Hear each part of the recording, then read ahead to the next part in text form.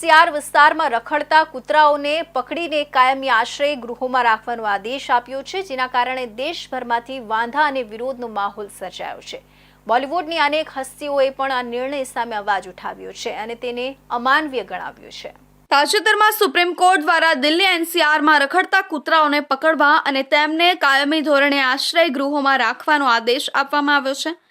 આ આદેશનો દેશભરમાં વિરોધ થઈ રહ્યો છે અને બોલિવૂડની કેટલીક હસ્તીઓએ આ નિર્ણય સામે વાંધો ઉઠાવ્યો છે। આ વિરોધની અસર સુરત સુધી પહોંચી છે। આ પહેલનો ઉદ્દેશ્ય છે કે શ્વાનોને પકડવા અને કેદ કરવાને બદલે નસબંધીકરણ પર ભાર મૂકવામાં આવે। તેના અનુસંધાનમાં સુરતના નાગરિકો અને શ્વાન પ્રેમી સંસ્થાઓએ મળીને એક શાંતિપૂર્ણ રેલી યોજી હતી। રેલી દરમિયાન લોકો હાથમાં પ્લેકાર્ડ સાથે કૂતરાઓને ન્યાય અપાવવાની માંગ કરી રહ્યા હતા। સુરતવાસીઓએ સ્પષ્ટ સંદેશ આપ્યો કે રખડતા શ્વાનો પણ સમાજનો એક ભાગ છે અને તેમને કેદમાં રાખવાના બદલે માનવતાપૂર્વક ઉકેલ શોધવો જોઈએ। આ રેલીમાં મોટી સંખ્યામાં લોકો, યુવાઓ અને મહિલાઓ જોડાયા હતા। તમામે એક સ્વરથી સુપ્રીમ કોર્ટના આદેશ પર પુનર્વિચાર કરવાની માંગણી કરી હતી।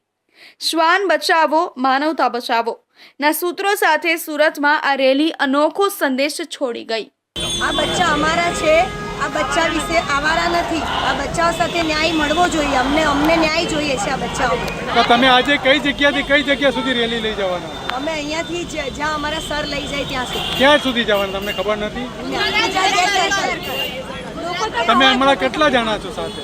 હમણાં 501 જણા છીએ સાથે અને હજુ ચાલુ જ છે એડ થવાનું। હજુ વધારે લોકો આમાં આપણું નામ? જોડાશે અને હજુ વધારે રિંકુ પટેલ। હા, શું આ રેલી કાઢવાનું શું મકસદ છે? આ જે મતલબ જે આપણે નાનપણથી શીખવાડવામાં આવ્યું છે કે આ બચ્ચાઓ એ આપણી સાથે સંસ્કૃતિથી જોડાયેલા છે, એને અમારાથી અલગ કરવામાં આવે છે।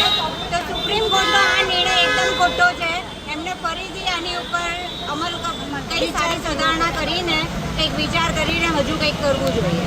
બાકી આપણી સંસ્કૃતિ ફોકટ છે એવું સાબિત થઈ જશે। ઓકે, તમારું નામ શું છે? મારું નામ મોનિકા જૈન છે। હું સરકારને એ કહેવા માંગુ છું, તમે જે કરી રહેલા છો કુદરત જોડે છેડછાડ કરી રહેલા છો। મોદીજીને કહેવા માંગુ છું, તમે જે કરી રહેલા છો કુદરત જોડે છેડછાડ કરી રહ્યા છો। જ્યારે સિંદૂર ઓપરેશનમાં તમે કીધેલું અમારી છોકરીઓ પણ આંચ આવી અમે નહીં જોઈ શકીએ, એવી રીતના આ બચ્ચાઓ અમારા છે તો તમારી છોકરીઓ બાંધ થઈ જશે અને એ લોકોની ગોદ છીનવાઈ જશે। તે તમે જોઈ શકશો દિલ્હીના પૃથ્વીના હરેક કૂતરા એ અમારા છે। તો અમે કહીએ છીએ આ તમે ખોટું કરી રહેલા છો। જ્યારે 10 ડોગ બાઇટ કરે છે તો તમે બધા ડોગને જેલમાં નાખો છો। તો આ લોકો જે રેપ કરે છે તો આખી મનુષ્ય પ્રજાતિમાં જે જેન્ટ્સ છે એને કેમ જેલમાં નથી નાખતા? આ કેટલા કેસ તમે સોલ્વ કર્યા છે અમને કહો।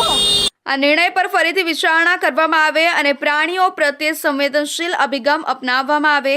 આ પ્રતીક ઉપવાસ એ દર્શાવે છે કે પ્રાણીઓ પ્રત્યે પ્રેમ અને કરુણા ધરાવતા લોકો માટે આ નિર્ણય કેટલો પીડાદાયક છે। આશા રાખીએ કે આ પહેલ સુપ્રીમ કોર્ટને તેમના નિર્ણય પર ફરીથી વિચાર કરવા માટે પ્રેરણા આપશે। તહેવારોની રજામાં સુરતના કાપોદ્રામાં ડીકે એન્ડ સન્સ